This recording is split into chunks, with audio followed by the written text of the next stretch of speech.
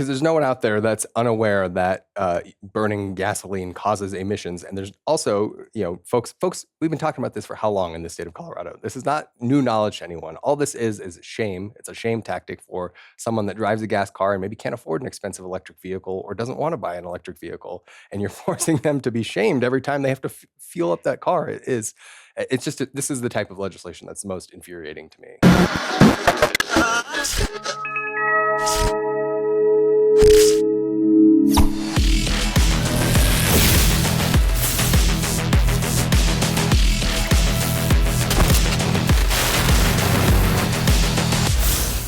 All right, ladies and gentlemen, welcome back to another episode of PowerGab, your go-to show for all things energy and environmental policy in the state of Colorado. I'm Jake Fogleman, joined as always by my co-host Amy Cooke. And as we're recording, we're a little bit past halfway of the 2025 legislative session, so we thought might as well do sort of a legislative palooza episode to keep you up to date on what's going down at the Capitol.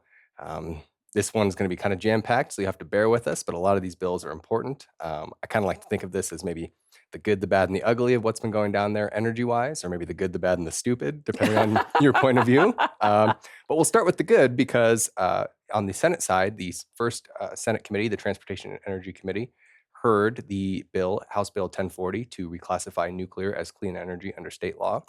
It heard that bill earlier this week on Monday. Amy, you were there, and there was some good news there. So funny. I said the good, the bad, the necessary.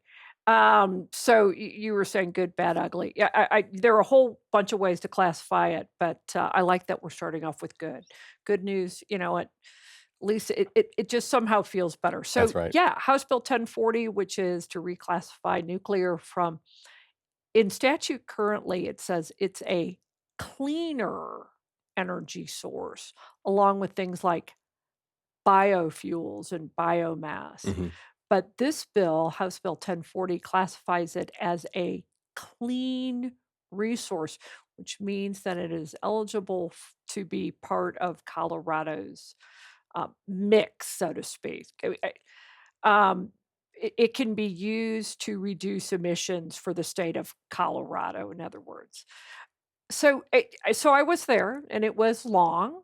It was the only bill heard. 1:30 is when we started. I think I got home probably about 7, but I was, on the last panel, last person called. Thank you, Chairman Winter. But I did get to testify, and it was the usual arguments against the bill. It was, the wind and solar are cheaper using the outdated, we've talked about it here a number of times, Lazard's LCOE, Mhm. terrible metric. It doesn't take into account total system cost. So I brought that up in my own testimony. It did, and then it was, it's not clean, even though it is clean. Under the state's definition, clean is emissions free. So if you want to have a reclassify or redefine clean, fine. But right now under state statute, clean means emissions free, which nuclear power clearly is. And there are a lot of just super smart people, engineers, and people thought, people scientists, people who have thought this through. And one of the other things I brought up when I was testifying is that, you know, nuclear is in 28 different states in the United States, and it serves millions of people, millions of Americans, millions of residents in this country. Colorado isn't blazing a trail here. This is proven technology. The good news is it passed out of committee. So it passed 6-3 out of committee. Wasn't for lack of trying that those who were opposed to it, and that's chairwoman of the committee, Faith Winter, and then Vice Chair Lisa Cutter, both offered poison pill amendments. Yep. One was so part of the testimony was SMRs, small modular reactors, which we've talked about, are not yet ready for prime time. I think that's true. They are years away at this point. We had hopes for them earlier, but they just haven't. It hasn't panned out to this point. We do know that some states are looking at larger reactors, but the poison amendment was, yeah, you can define it as clean, but you can only include SMRs. So the technology that's not yet ready would be the only one defined as clean. Therefore, you'd never, we can, and with things like mandated goals, it would assure that nuclear will never be part of Colorado's generating portfolio. It was specifically designed as a poison pill. I think that was Faith Winters. Then there was Lisa Cutter who said, "Well, until the waste situation is fixed, it can't be considered a clean resource." Again, another poison pill amendment. And I think that's kind of funny, Jake, because when we've talked about this a little bit on the show, there is no reclamation process for the waste from wind and solar in Right. the state of Colorado. So it clearly that the preference of the chair and the vice chair of the committee, chair being Faith Winter, vice chair being Lisa Cutter, are wind and solar, Right. and they don't want anything else. Wind, solar, and batteries. And I will say I do have a kind of a funny story. As I was listening to testimony, the gal from a group called Earth Justice. Hmm. So she was testifying, and she said that Duke Energy in North Carolina is giving up on nuclear because SMRs are too costly. So they're giving up on nuclear because SMRs are too costly. So her point was, why would we do this? Well, just so you guys know, I happen to know the guys from Duke. So I got on my phone and I texted them. I said, "Are you guys giving up on nuclear?" Now, meanwhile, nuclear is a third of North Carolina's Right. generating Important point. Yeah. portfolio. This is a state that is well versed in nuclear power. So I text, I go, "Hey, you guys giving up on nuclear?" And he goes, "Funny you should, it's kind of funny you should ask. Here's a bill that goes big into nuclear. What they're looking at are the APRs out of Korea. They actually want to go larger. They're looking at large scale investments, the 1,000, the 1,400s out of South Korea. Hmm. That's what they're looking at." And so I got up there and said, just to correct the record, North Carolina is not getting out of the nuclear business. Duke Energy has assured me that they are still very much interested in nuclear power, just in a bigger way. That's hilarious. So yeah, so watch what you say in committee. You never know who hears it and could be going, what, I'm just going to make sure that that's Yeah, accurate. quick little fact check on that point. Turns out it wasn't. So yeah, so 1040 passed out of committee. 6-3 was the vote. 6 in favor. Some Democrats crossed over, and of course one of the members of the committee is Dylan Roberts, who was also chair or also sponsor of the bill. So he voted in favor of it as well. But it was 6-3 and is now on to the Senate floor. My guess is, if I'm a betting person, I'm going to bet that gets to the governor's desk. Yeah, that's what I've been saying is if it makes it out of the House, I think it's going to make it to the governor's desk. It's currently scheduled for its first vote on second reading. As we're recording this, they haven't yet voted on it. We'll, of course, keep you up to date on the progress as it makes its way through, but good news all around. On this count. So nuclear, you know what? We've only been doing this for, a better part of a decade, Right. talking about nuclear, so it takes a while, but it is great news that we could be looking at nuclear energy in the state of Colorado. Absolutely. One more quick good news bill that we want to update you on. We did a few episodes back.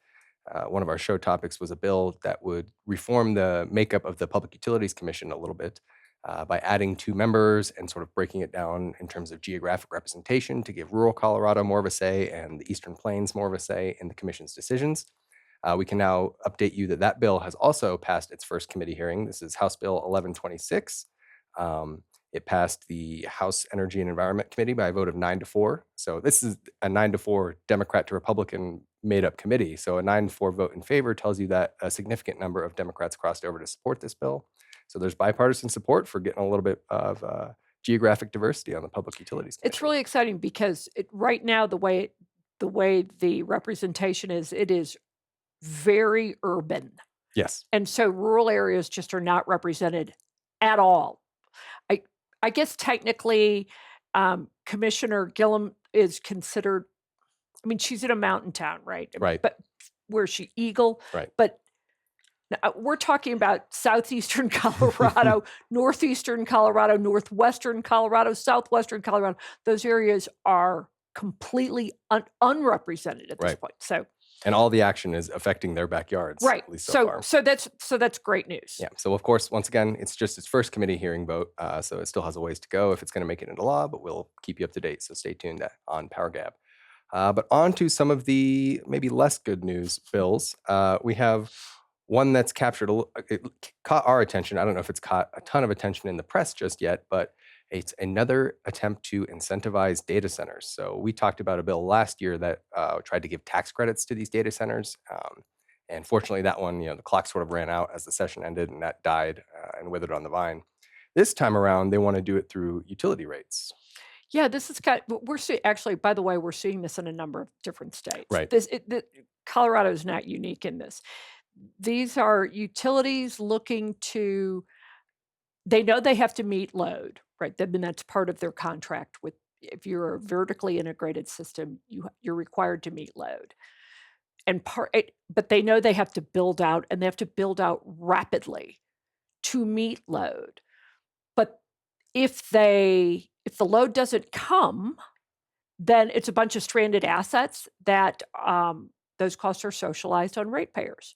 So what they want to do is to ensure that the load comes, and obviously they want to be they want those data centers in their own backyard, so that they are these utilities are the ones serving them, and to keep them out of other states that have much lower rates than Colorado. And let's face it, there are a lot of states that have lower rates than Colorado. You can go to Wyoming, Utah. Every one of our neighbors. Yeah, pretty everyone around us. Yeah, Yeah. you're 100% right. So they want to be able to offer what the tariffs, again, here back, but I love this, economic development rates. You know what that means? That means they get a cheaper rate. So the people who have money, the data center developers, Microsoft, Amazon, Google, any of the other large data platforms, AI. So the people that have money, like those data centers and AI platforms, will be offered lower rates to incentivize them to come here. But those rates are made up elsewhere, regardless of what the language says. I was going to say, so the reason this first piqued my attention is because of that fact. Like, very wealthy tech companies that stand to profit off of the data centers that they need to, support their operations are going to get cheap rates. I'm willing to bet that the rest of us are going to foot the bill to make up that difference. And so I looked at the text of the bill, and there's a throwaway line in there about, we got to make sure that we don't, cross subsidize these rates from other ratepayers. But I don't see how that's feasible, considering utilities in the cost of service utility regulatory model that we talk about all the time. They have a revenue requirement. It costs them a certain amount to serve load regardless of what they charge for it. And so if they're offering these cheap rates that are below their revenue requirement, that money's got to be made up somewhere. And guess what?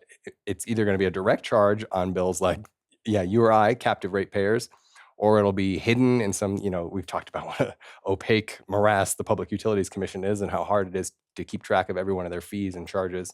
It's going to show up somewhere.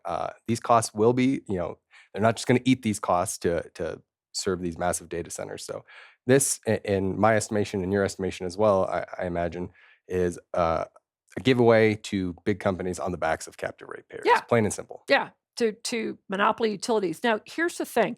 As we said, we're seeing this in a whole slew of states. Everybody wants the data centers. And by the way, every state, and I do this, what I do for Colorado, I do it for a number of different states. So, or work with groups that are in states and advise them and counsel them on strategy and language and all of that kind of stuff. So I've seen this all across the country. Every state thinks it's getting data centers. Every single one. And so they all think they have to build to it. Right. Problem is, not everyone's going to get them. Right. So this, we've talked about this before. I've talked to development or data center development folks, and they have said, and I've asked them, I go, so where's Colorado rank? And they're like, oh, yeah, you know what? Nobody even talks about Colorado.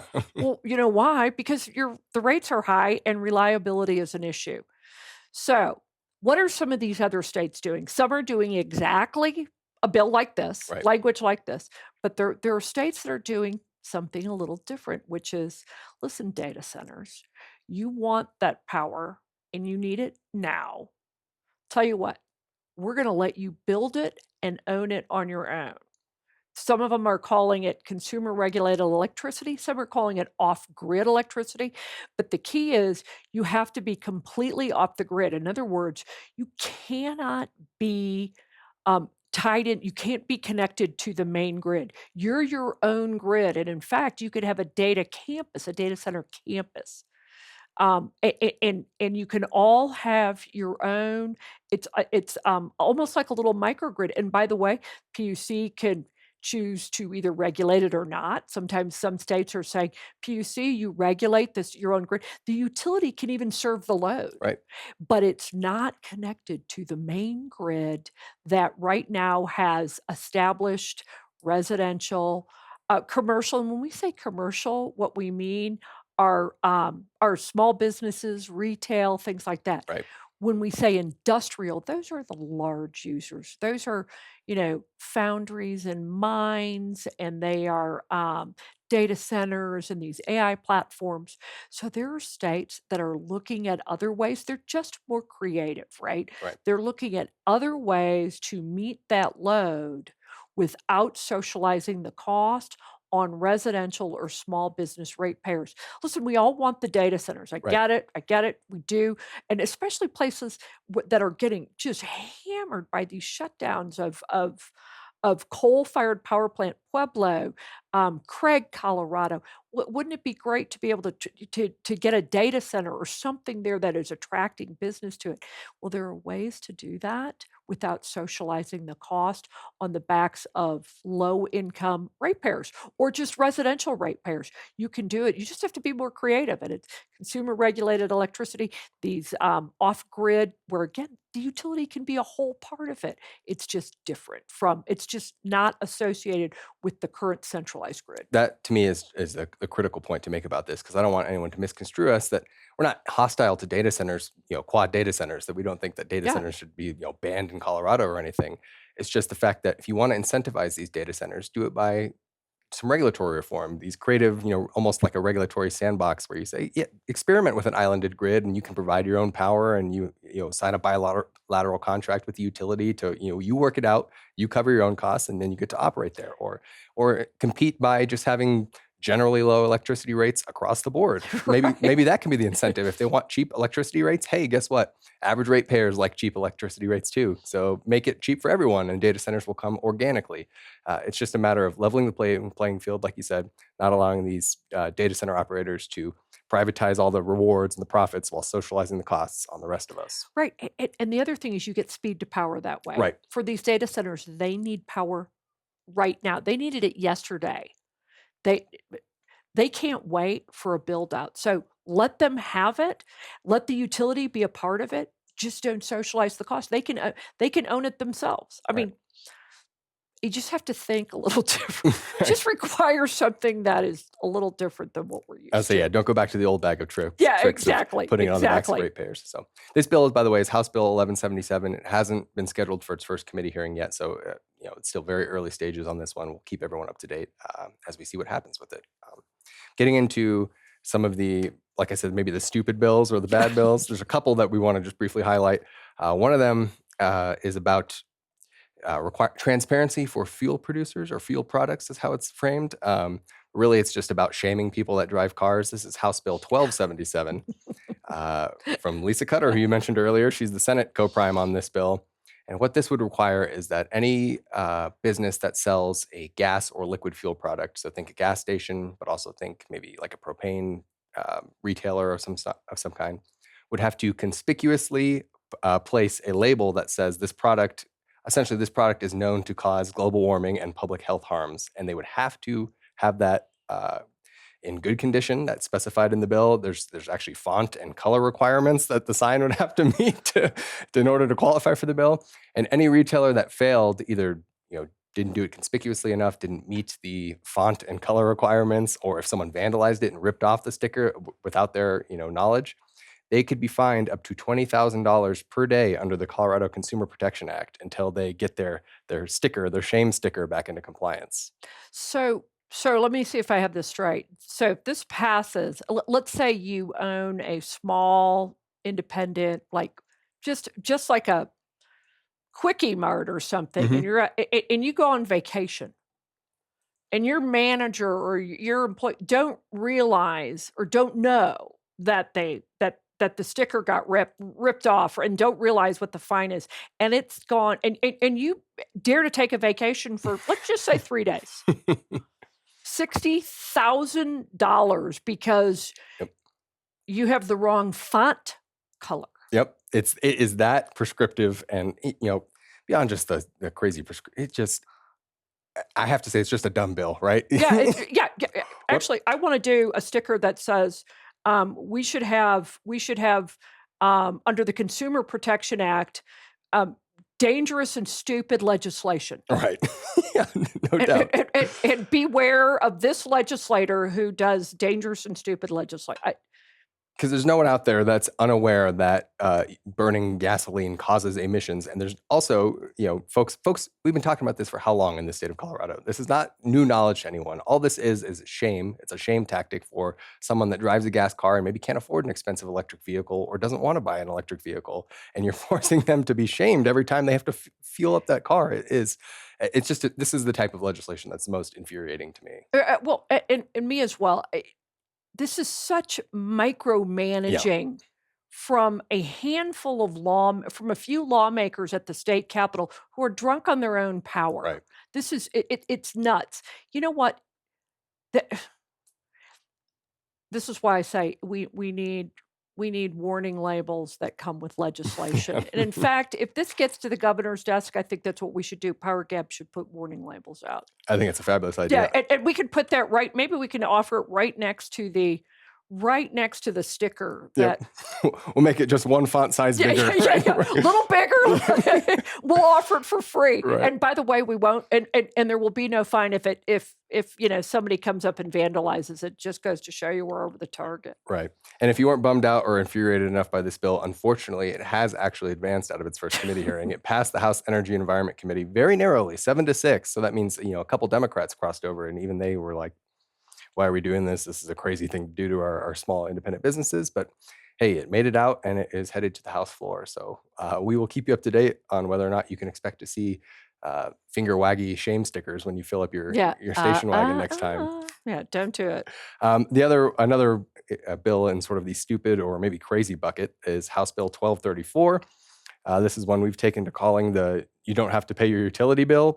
And Ever. this is one you noticed, Amy. So why don't you tell the listeners what this Yeah. does? Yeah, so, I'll cite that one of the prime sponsors is Transportation and Energy Committee Chair Faith Winter.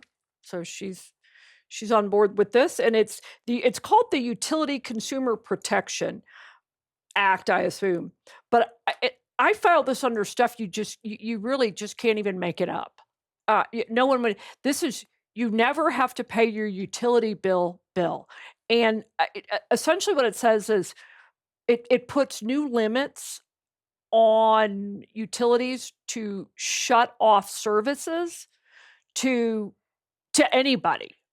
But the limits are you can't do it during the coldest months of, or you can't do it during times of excessive cold and heat. So let's say somebody hasn't paid in a year.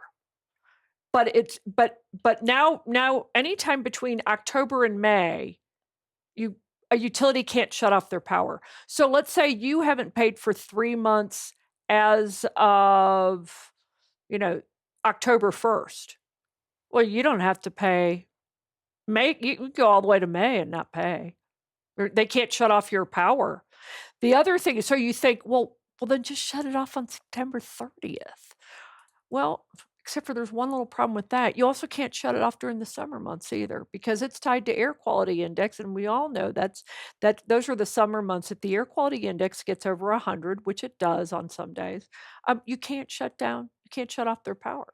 So now you have October to May off. Totally. Scratch that off the calendar, and then you have to scratch off the summer months as well. And believe it or not, this bill actually gets better because they put amendments on it. Yep. Because how do you take a bad bill and make it worse? You put amendments on it.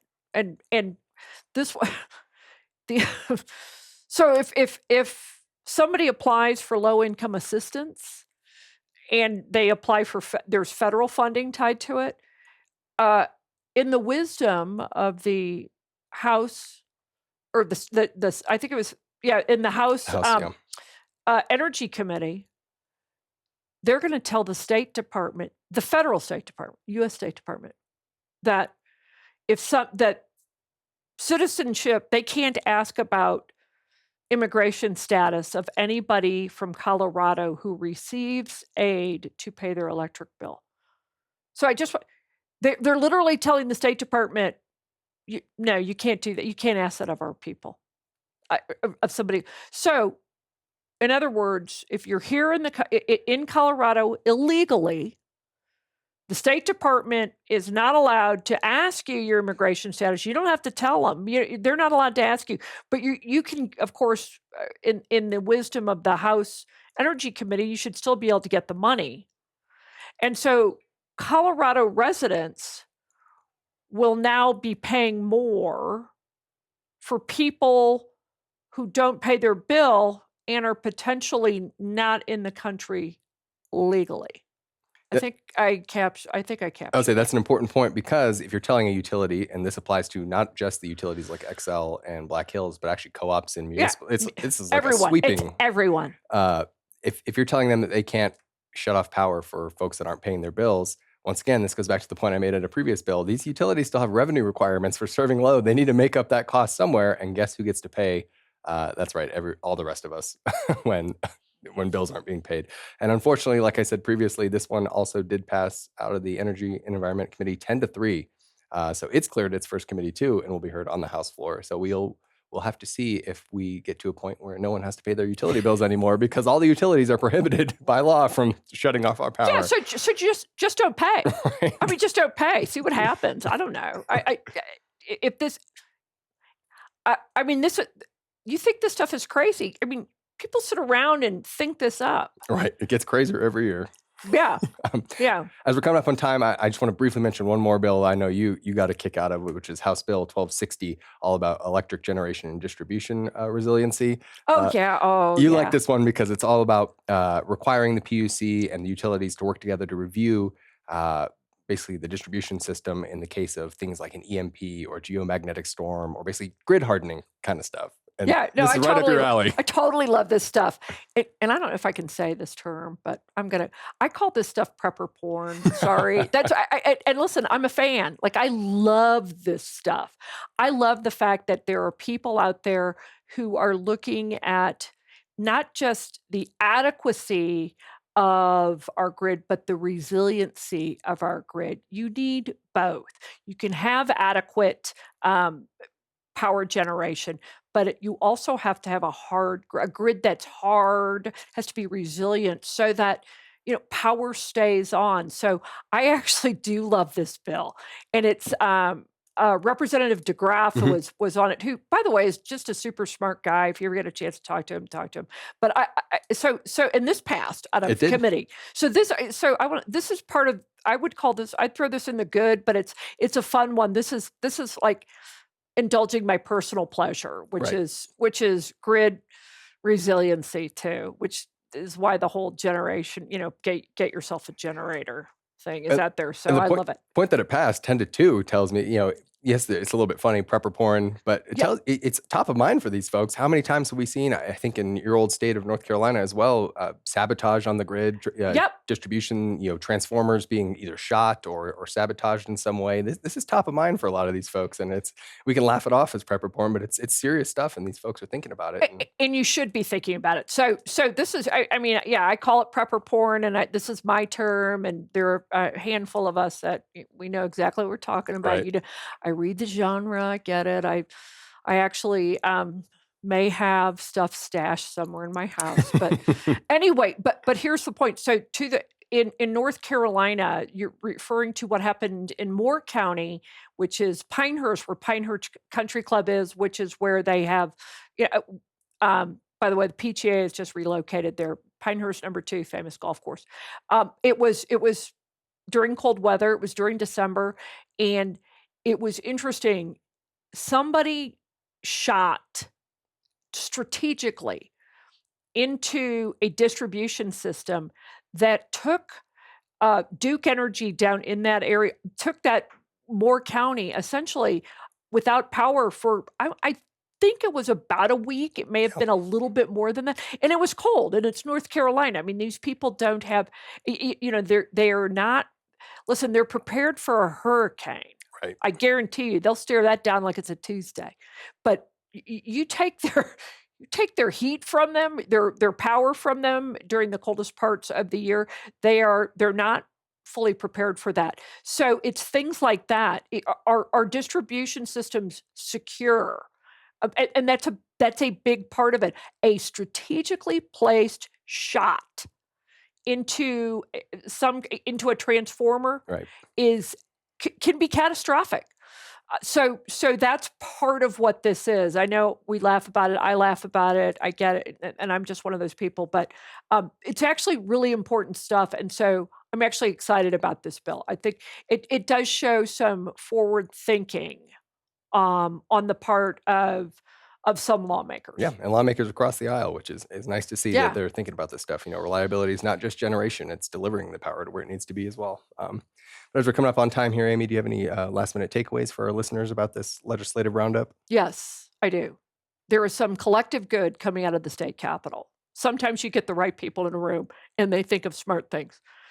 There's also still some really bad collective thought processes going on at that state capitol. The collective IQ, when you put a couple of those lawmakers in a room, drops dramatically.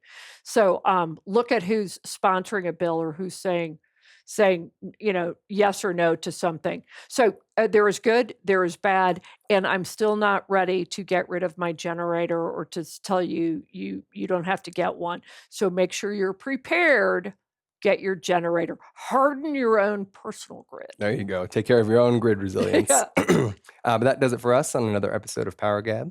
If you like what you saw here, you can head over to powergab.org to check out our entire back catalog. We produce new episodes every single week. We're also available wherever you get your audio shows, whether that's Spotify or Apple.